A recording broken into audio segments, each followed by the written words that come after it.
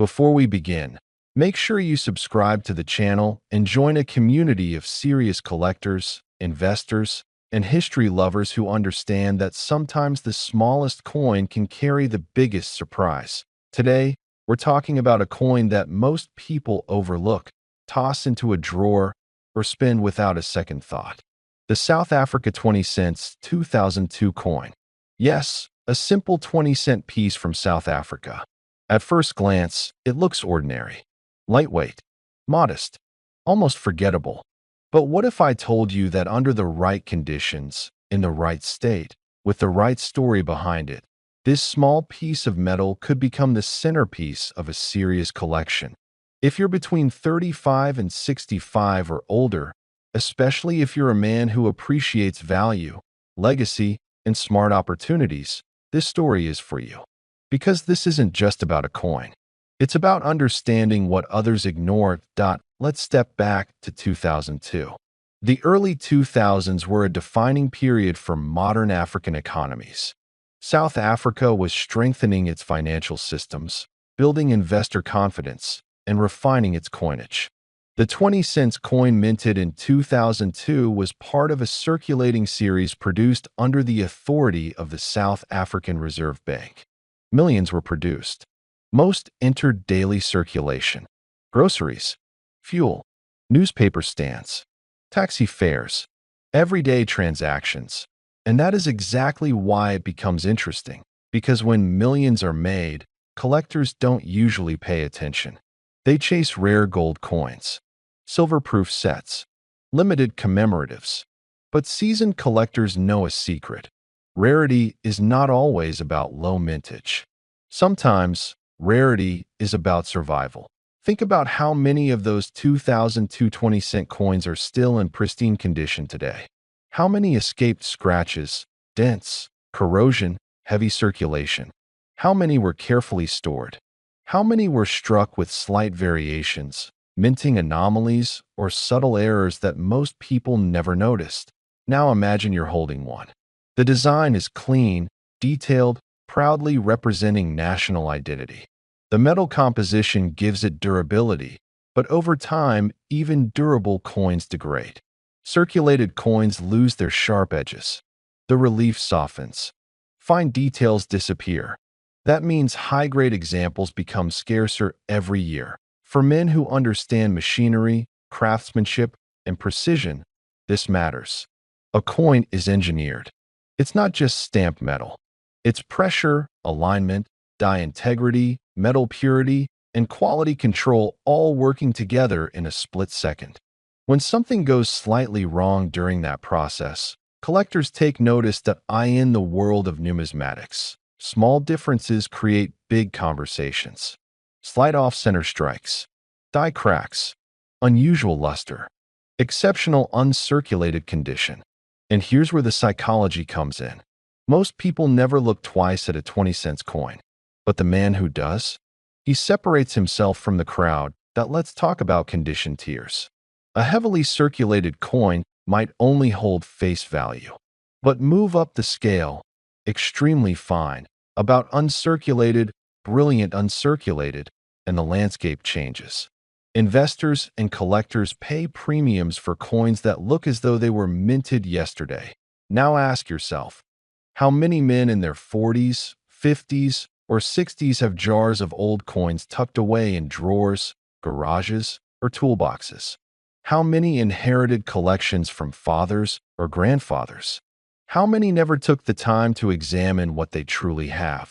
The 2002 South Africa 20 cents coin represents more than currency. It represents a specific year in a nation's monetary history. Coins are time capsules. They pass through hands, across cities, through economic highs and lows. They survive political change.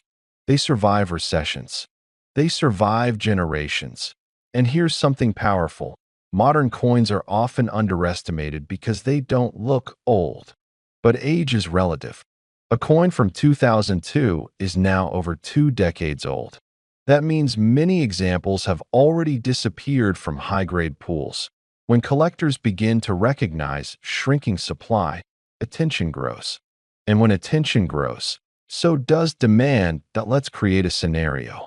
A serious collector decides to build a complete high-grade set of early 2000 South African circulation coins. He needs the 2,220 cents in top condition. He searches. He compares. He rejects worn examples. He wants near perfection. Suddenly, that common coin isn't so common anymore. And here's where strategy comes in. Smart collectors don't chase hype. They anticipate it. If you are watching this and you're a man who values calculated decisions, think about this. Coins like this can sit unnoticed for years before the market shifts. Then suddenly, everyone wants one. Why? Because trends change. Younger collectors enter the market. Online communities grow. Grading services highlight population reports. Articles discuss overlooked modern coins. Interest builds momentum. And the men who quietly collected earlier? They're the ones smiling. Now let's discuss preservation. If you own a 2,220 cents coin, the way you store it matters. Humidity, friction, improper handling. All of these destroy potential value. Serious collectors use protective holders. They avoid cleaning coins because cleaning can drastically reduce value. They understand that originality is everything. Original surfaces, original luster, no tampering.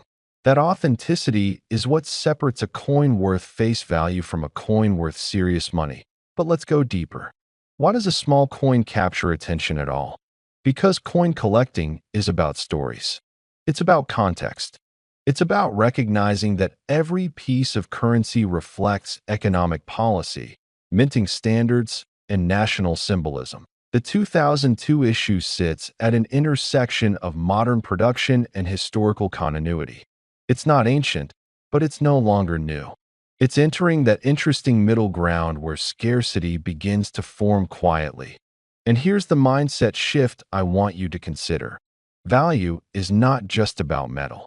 It's about perception, condition, demand, and narrative. The man who understands markets understands this principle. Real estate works this way. Classic cars work this way. Even watches work this way. Supply and demand, fueled by desire and rarity. Coins are no different. Now imagine discovering that among thousands of circulated pieces, a tiny percentage meet the strict standards of elite collectors. That's where competition begins. And competition drives price. That if you've ever bid in an auction, you know the feeling. Two determined buyers. One item. Pride, passion, and strategy collide. The price climbs beyond what casual observers think is reasonable. But collectors don't measure value emotionally.